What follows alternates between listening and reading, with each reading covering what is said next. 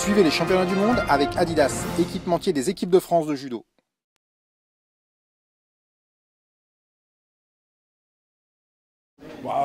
Pour l'instant, voilà, je suis content parce que j'ai fait une belle journée, je suis content de moi. J'ai réussi à me libérer, à faire tout ce que j'ai travaillé toute l'année. Tout de suite, cette médaille, pour moi, elle va directement à mes entraîneurs parce qu'ils m'ont beaucoup aidé, on a beaucoup travaillé. Et c'était pas facile et on a quand même réussi. Surtout avec cette blessure, j'ai beaucoup douté. Maintenant, je suis content d'avoir gagné cette médaille. Petite frayeur en finale. Moi, je savais ce que j'avais à faire. C'était pas une frayeur, mais je savais que Tolzer, c'est quand même un monument. Il est costaud, très fort en haut. Il fallait prendre son temps. Je l'ai fait beaucoup réagir sur mon Haragoshi, mais je savais très bien que c'était sur Ochi que j'allais le faire et voilà, je suis content.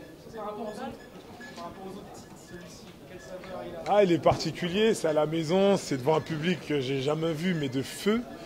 Je tiens à remercier le public parce qu'ils m'ont porté, ils m'ont aidé aujourd'hui. Et Paris, je pense que ça va rester longtemps dans ma mémoire. Pour l'instant, je ressens, je suis content parce que mon travail a payé, mais il va falloir un peu de temps pour que je réalise. Vous êtes conscient que vous entrez dans l'histoire du judo? Je sais que j'en ai dépassé, maintenant, conscient pas encore. Ça va mettre un peu de temps. Vous avez écrit une page? On verra, on verra. Mais en même temps, j'espère que c'est pas fini. Un an de Londres. Dans quelle date? À un an de Londres, je vais continuer sur ma lancée, continuer à travailler avec mes entraîneurs, pas changer, surtout pas. Et surtout, garder le même schéma, répéter les mêmes choses. Qu'est-ce qui a fait la différence? Qu'est-ce qui reste à travailler? Et dès demain, tout de suite se remettre en question. Prochain gros défi, je pense que c'est Londres.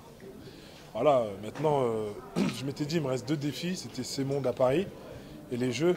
Maintenant, il ne me reste plus qu'un défi, alors il va falloir se travailler d'arrache-pied. Tu as quand même conscience qu'à 22 ans, Je m'en rends pas énormément compte. Je suis content parce que j'ai écrit une page à Paris, chez moi, en France, devant mon public, devant ma famille, devant mes partenaires, devant tous mes amis. Pour l'instant, je suis très content. Je tiens vraiment à remercier mes entraîneurs et les sparring partners parce que sans eux, j'aurais pas pu m'entraîner. S'ils n'étaient pas là pour me mettre à chaque fois des gros taquets et être là pour m'empêcher d'avancer, je serais pas là. On dit que les grands champions naissent des peines de la défaite. En quoi la défaite à Tokyo l'an dernier t'a rendu plus fort? Moi, ma défaite, elle m'a permis de travailler, de ne plus laisser les arbitres décider à ma place. Ça m'a permis aussi de travailler devant, arrière, à gauche, à droite, d'avoir beaucoup de ressources dans mon judo. Est-ce que tu as eu peur d'aller au Golden Score aujourd'hui? Non.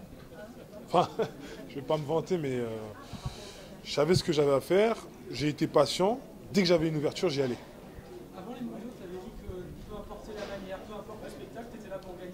Aujourd'hui, tu as ajouté la manière, quoi. Ouais, je suis content parce que par rapport à depuis que je regarde depuis 2007-2006, j'ai avancé à chaque fois, je suis arrivé avec des nouveaux spéciaux. Et chaque fois il faut travailler, à chaque fois il faut arriver avec un petit peu plus de fraîcheur, arriver avec un petit truc qui va faire la différence. Et je suis content parce que j'ai travaillé et mon travail a payé. Est-ce que c'est le championnat le plus facile que tu as gagné depuis le début de ta carrière? Je dirais pas plus facile parce que tous mes concurrents qui étaient là aujourd'hui sur le tapis, je sais ce que ça donne à l'entraînement, je sais ce que ça donne sur les compétitions et c'était pas facile. Et quand j'ai regardé mon tableau, je me suis dit, il n'y a que moi qui a le pire tableau. Alors, je suis content comment ça s'est passé aujourd'hui. Et par rapport aux années précédentes, c'était comment? Par rapport aux années, c'était pas pareil.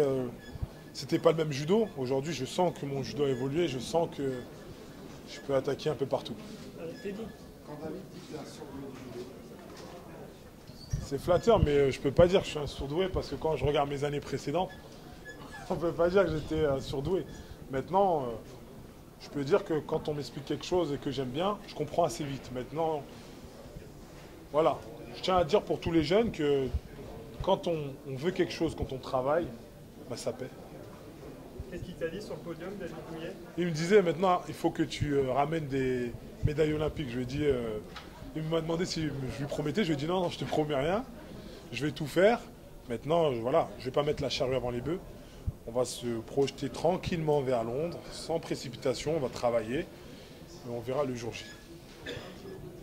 justement, quand on a 22 ans, qu'on gagne un cinquième titre de champion du monde, et qu'on imagine pouvoir le gagner, mais qu'on le concrétise, quand l'arbitre dit que vous avez gagné, qu'est-ce qui se passe?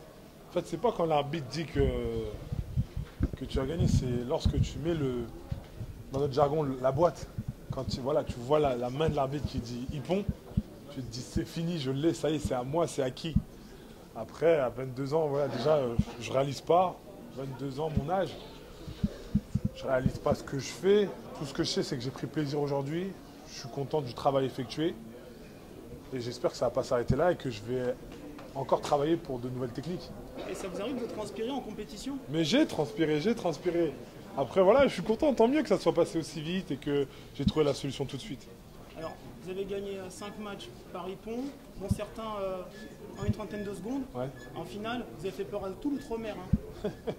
Et vous avez douté ou Non, j'ai pas douté, on peut pas dire que j'ai douté. Je savais ce que j'avais à faire, je savais que c'est une finale. Je savais que Tolzer, c'est pas un concurrent facile, qu'il fallait pas se précipiter, qu'il fallait attendre et qu'il allait jouer aussi tactique. Il est très costaud, j'ai eu du mal à faire lâcher la manche. Et puis, quand j'ai compris qu'il fallait faire réagir et qu'il fallait pas aller à la décision ni au golden score, et que voilà, dans ma tête, je savais ce que j'avais à faire et que dès qu'il y avait une ouverture, ne pas lâcher et rester dans la technique. Voilà. Et dès que j'ai vu qu'il y avait un déséquilibre sur le Hoshi, j'ai foncé dedans. Et quand on a gagné un 5e titre, est-ce qu'on a encore faim? Oui, j'ai encore faim. J'ai très faim. J'ai envie de... là, on me dit de faire judo, je vais faire judo. Est-ce que tu peux nous montrer ta médaille? Comment? Ta médaille? La voici, la vraie, la plus de sang.